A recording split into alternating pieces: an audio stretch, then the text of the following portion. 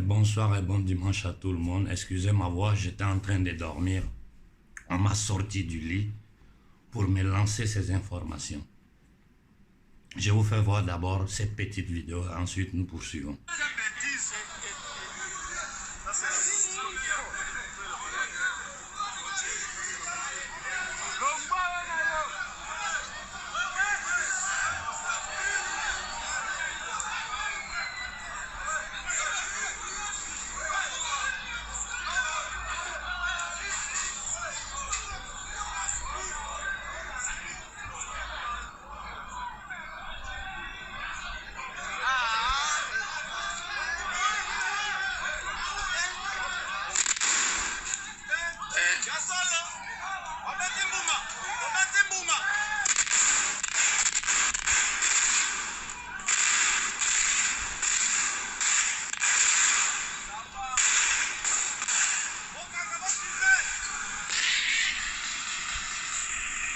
Bon, ça c'est l'Organisation des Nations Unies, la MINUSCO, qui tire sur le peuple africain.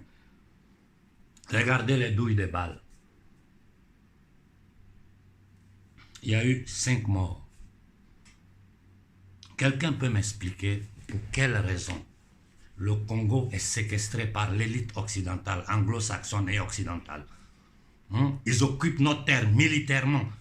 Nos populations disent, nous sommes fatigués de souffrir, nous sommes fatigués de vivre dans la guerre, nous sommes fatigués du terrorisme que vous créez pour piller nos richesses.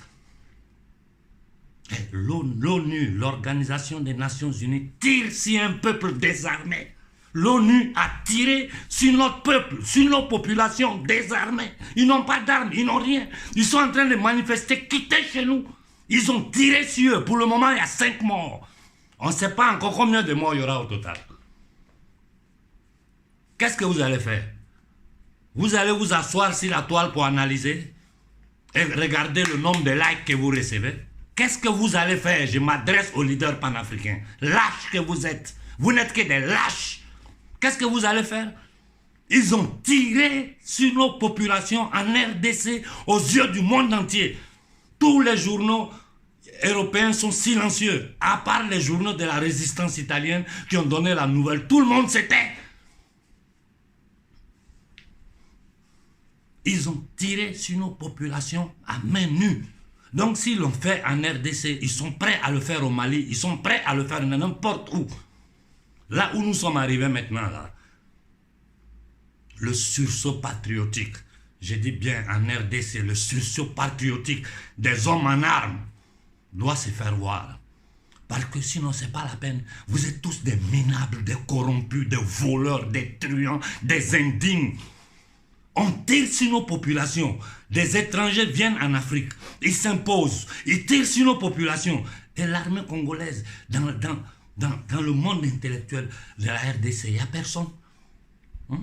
Voilà pourquoi il faut toujours réfléchir avant de faire pas sortir le peuple. Parce que quand le peuple sort, si derrière il n'y a personne pour appuyer ce que le peuple est en train de faire sur le plan politique, sur le plan international, il n'y a rien qui va se passer. Mais nous avons une solution. Là, je m'adresse spécialement à la République démocratique du Congo.